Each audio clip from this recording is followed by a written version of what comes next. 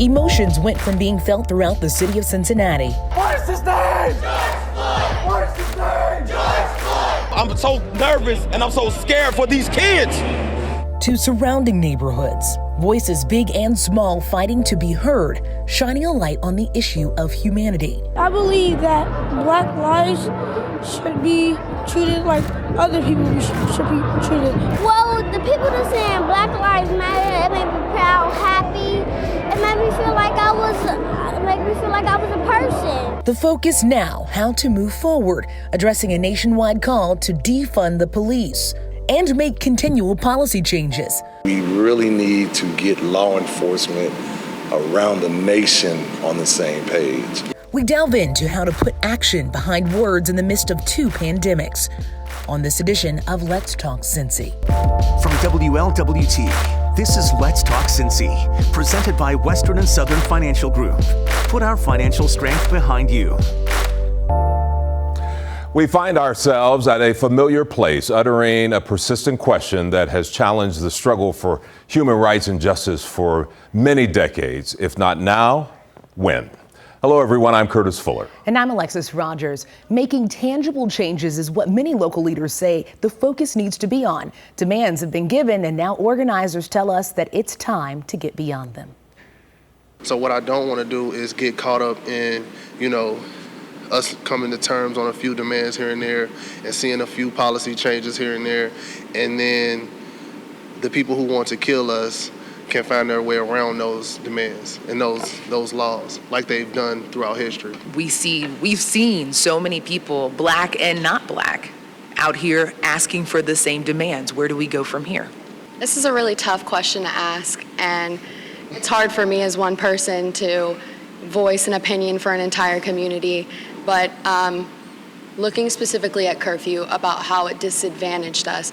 Our curfew was released an hour before it was implemented. It was only released in English, affecting our Spanish-speaking communities. It is disproportionately affecting homeless people, which are disproportionately Black. The impunity of the police force and the systems that uphold it is what has led to these instances of violence against our citizens.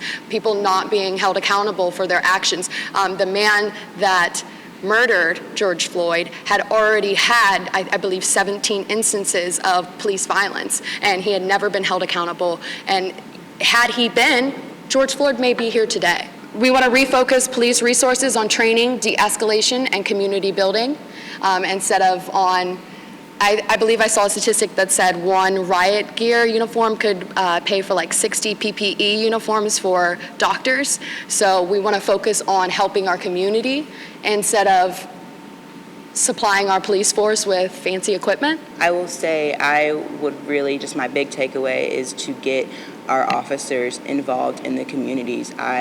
Just to make us feel you're there to protect us. I know a lot of us feel like, who do we call when the people who are supposed to protect us are against us? Our city leaders, and it goes beyond our city leaders, our state representatives, getting out and voting, that is a very big thing. And just facing my trauma and the things that I've gone through in the past 5 days, just continue to fight and just continue to push on, and just keep going, don't stop. It seems that right now we're at a time where it's prime to birth a lot of new leaders, and we can implement a lot of new strategies. So I would like to see just the people stand up and rise to the occasion and come up with some new strategies that can actually move us forward in the long term rather than short-term solutions that'll have us right back here.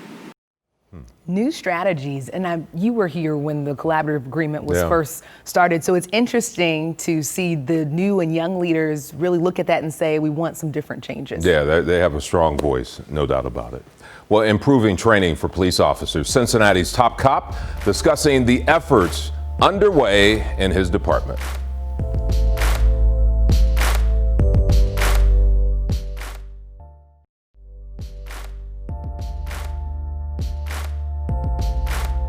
What do we do next? After the rally ends, after the protest ends, what's next? And how do we change policy? How do we change how policing is done in our country? From protests to progress, Cincinnati Police Chief Elliot Isaac remembers the civil unrest in Cincinnati nearly 20 years ago, sparked by the police deadly shooting of Timothy Thomas, an unarmed African-American young man. He says the tragedy transformed his department. Here in Cincinnati, I know oftentimes people talk about what are we doing around implicit bias? What kind of training are we doing around that?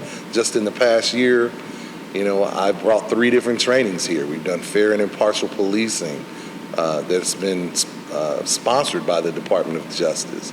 We brought a professional in from LA to teach about constitutional and procedural justice. We also had another training about empathy through history that we took the entire department through that really talked about the plight of African Americans in this country and the role that law enforcement has played in that. And the entire department has? In the entire department. And we've 1,100 people. With 1,100 people. And it's no easy task to train that many people, particularly in a short period of time. But it's something that's important. It's something that we've done. People talk about transparency and body-worn cameras. I think we have a very strong body-worn camera policy. We have one of the strongest one in the nation, continuing to still expand that.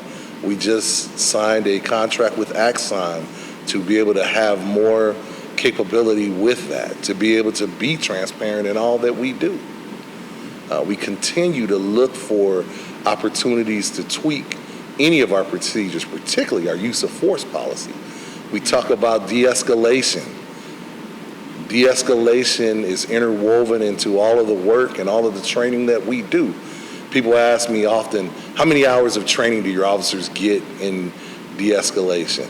Well, we don't just limit it to 10, 20 hours. It's interwoven into all of our training, into our defensive tactics, into our firearms, into our lethal activities. The goal is always to de-escalate a situation so that it never rises to the level where any force is used. Elliot Isaac has a great perspective about where the police department was before 2001. He's been on the force now for 32 years, so he's seen the transformation.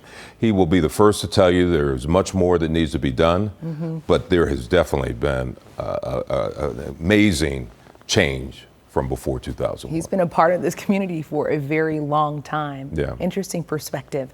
We will continue our conversation with Chief Isaac in just a moment. He talks about diversity within the ranks, how CPD is working to make the force reflect the people it serves.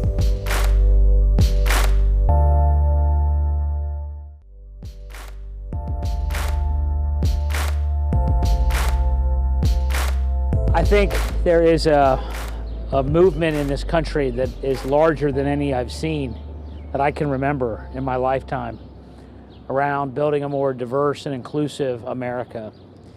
And I think it's going to impact the whole country in a positive way, and my hope is this city as well.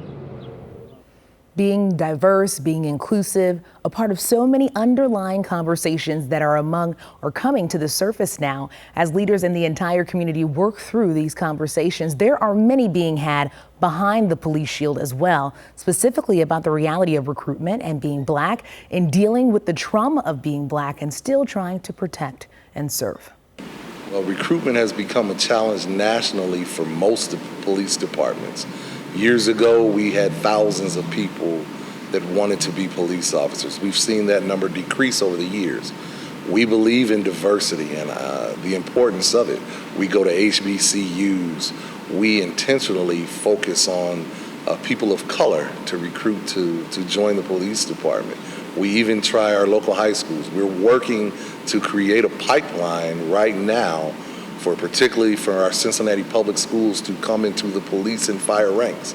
I've been before council talking about those to create that mechanism so we do quite a bit in order to recruit people of color onto our department. I would say there's 2 issues. One, African Americans will not apply. A lot will not apply. I have several family members who I've tried to recruit to become police officers, and they will not take the test. But here's the other thing, Alexa, is that there's a history. There's a history of brutality in policing across America, in black communities. And until those images can be changed and we begin to flip that and begin to have positive images and positive relationships between police and black folk in their communities, then more blacks will begin to apply and become police officers. I think that's our biggest obstacle, is the history. I mean, you can talk to any African American across the country, they can give you a horror story. I can give you one. So I think that's our hugest obstacle right there. I can as well.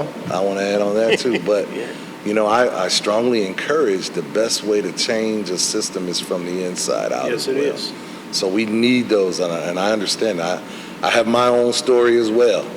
I've shared that a number of times in a number of different venues that motivated me to become a police officer. But people of color are needed. Yeah. We need African Americans on this police department. Yes, we need women. We need diversity of all types to make this police department be reflective of the community that it serves. Okay, so we have a question from a viewer. I'd like to know if there are rubber bullets being used by any of the law enforcement agencies that we've seen in downtown Cincinnati. This would include not just CPD, but the Hamilton County Sheriff, as well as the SWAT team. I can't tell you what Hamilton County Sheriff uses, but what I've seen often, and I've seen an example of what someone has said was a rubber bullet, what they are the pepper ball, very similar to a paintball. They're compressed OC gas pellets with the intent that we fire into the concrete to disperse pepper spray into the air. I believe that in a number of crowds, a number of those may have ricocheted, and a number of people have shown me that they may have been hit with these, but it's not rubber bullets. Now, I don't believe we've intentionally gassed any innocent person. What I have seen, and I've experienced some gas on me because of the wind and the direction that it blows, but there are people that may be there for peaceful reasons, but they're intermingled into a crowd that are throwing rocks and bottles, and when we deploy gas, it's very possible that they have been exposed to the gas as well. I was having a conversation with my grandmother, and we were talking about W.E.B. Du Bois's double consciousness, right? And I told her that that's how I feel sometimes as a journalist, as a black journalist, is that I'm dealing with a certain trauma at home, and then I have to act accordingly at work. Talk to me about that from the standpoint of being a black police officer. Sometimes it can be a struggle. You know, I think it is definitely a challenge. I feel the sting of being an African American. I've experienced what I felt have been unfair treatment by police officers myself. Here I am the police chief of a major city police department. When I'm around Cincinnati, I'm fairly commonly known. When I visit other cities, I am not. When I'm traveling through other cities, it's still, after nearly 32 years of law enforcement, it still rings in my mind. I need to be careful. I need to be mindful of what I'm doing when I encounter a police officer as well. It's still there. I also am concerned about the encounters of our young people. I don't have any sons, but I have a lot of nephews that I am very concerned about as well. So this is very real. I see it from all perspectives. But I also know the work of so many of our officers and the intent that they have to try to overcome this history. We've got a lot of work to still do. Such a candid conversation. Oh, wow. A very candid conversation. And that's not the only one that's happening either. Corporate leaders in Cincinnati are making a strong statement in the push for social justice and racial healing. You know, their actions show how far we've come, but they also remind us of how much work we still have to do.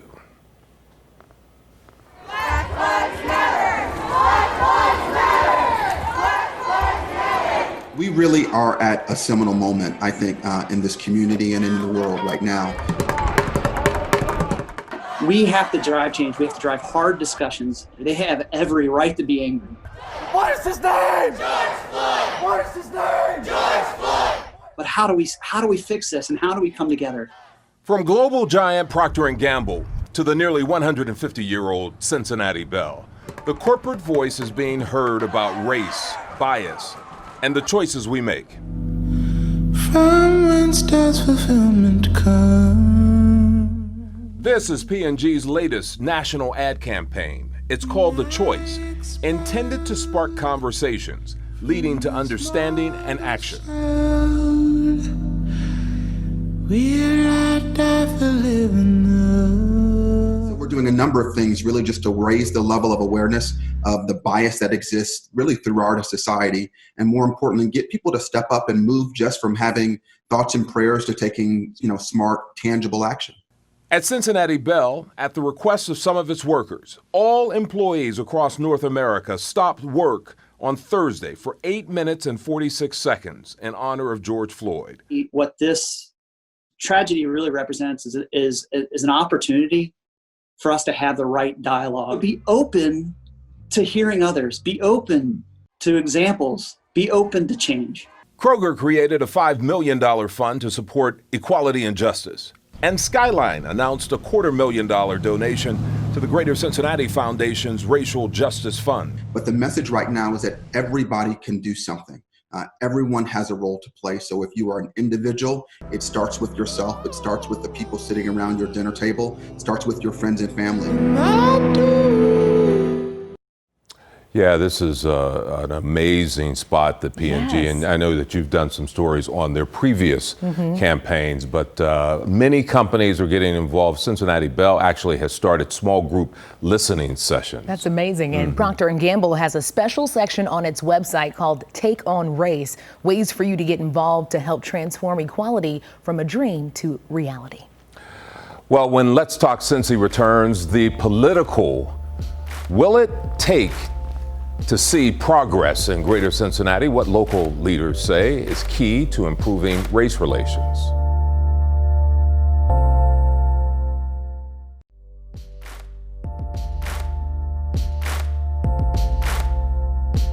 The real heart of these issues are not going to be solved until we deal with the economic reality in our country that has served to extort value from Black lives and bodies for more than 400 years. Now, I want you to consider this. There is a reality of responsibility that has to be taken in order to move forward. Activists, lawmakers, and community members alike agree on this fact. And it really comes down to a plan of action. Policing, training, the collaborative agreement are all pieces to that puzzle. Being intentional in how to move forward is the next bit of this conversation.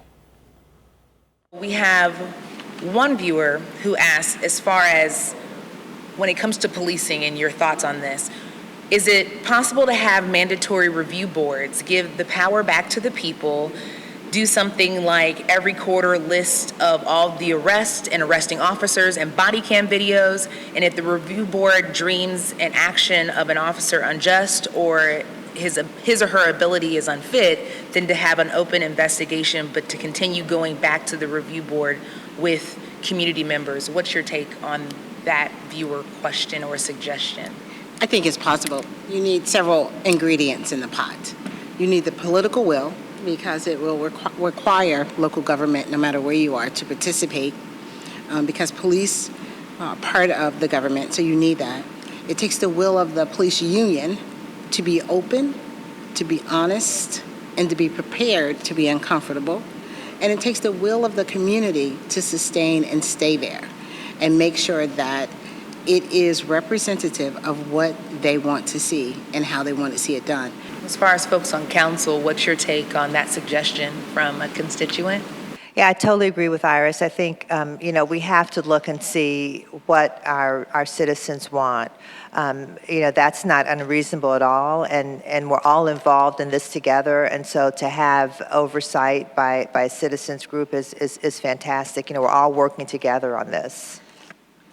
I would just add, I think Iris said, Cincinnati, based on the killing of Timothy Thomas in 2001, we've had this collaborative agreement that gave us many gifts, right, to be better than we were before. And I think one of the challenges, we've let them lapse when what we really need to do is double down and lean in. So you talk about the Citizens Complaint Authority. It's not fully funded right now. You have a body here that can do a lot of work, but it's $170,000 short. That's on us, the policymakers, to make sure that it's fully funded. But what are you seeing? Do you think that there needs to be more accountability and more togetherness with community partners like yourselves when it comes to policing and the life that we live here in Cincinnati? I think the accountability also rests with the community. We elect our elected officials, but they can only enact policy based upon the pressure that we continue to give them relative to being responsible and responsive to our needs. So it is definitely a collaboration, as both council members have said, and Iris. The community needs to remain educated, informed, and show up at meetings, ask questions, and hold accountable those that they elect. A lot of what I'm hearing is around calls for everyone to feel safety, everyone to feel justice, to feel like the community is empowered to act, and that there are avenues for accountability of different government bodies. And what's interesting to me is I think that's something we can all agree on, actually. That's a place where we can come together. But as was said earlier, there's some concrete steps that need to happen, and that's also what I'm hearing is the Citizens Complaint Authority needs to have a director hired. It needs to be funded so that they can do those investigations that you mentioned in a timely way as they're supposed to. What's a tangible solution to any one of these problems? And I think the responsibility for members of council, and I think it's been echoed here, is that we have to get back to a place of checks and balances. No one is above the law. No one is above the law. No one is above the law. And that's just the way it is. These are, people all ages, mainly our young people out here saying, we need to see change. They're bringing this conversation. They're supporting the work that the collaborative agreement started. And so this is really moving us forward. They're helping us to move forward. I do think we as policymakers have a serious and heavy responsibility to think about how we're changing the entire system. I think that's the only way that there's going to be meaningful progress, and not just, there was one barbaric incident and we all took to the streets waiting until it happened again. We can't wait till it happens again. We need the policies in place that say the whole point is to change the system, smash the system so that it doesn't happen again. And of course, now the collaborative agreement has more funding. Yeah. And by the way, thank you, right? Yeah, we want to thank Council members Jan-Michele Lemon Kearney and also PG Sittenfeld for helping us. We did that all down at City Hall, which was very good in light of. Perfect place to have that conversation. Oh, absolutely, absolutely. It was a good conversation. We are going to continue having more conversations, great voices. But now, thanks for joining us for this edition of Let's Talk Cincy. We want to hear from you. Email us all of your ideas at ltc@WLWT.com. You can also see full episodes and stories from Let's Talk Cincy by going to the menu tab on WLWT.com and clicking on Let's Talk Cincy. You stay encouraged.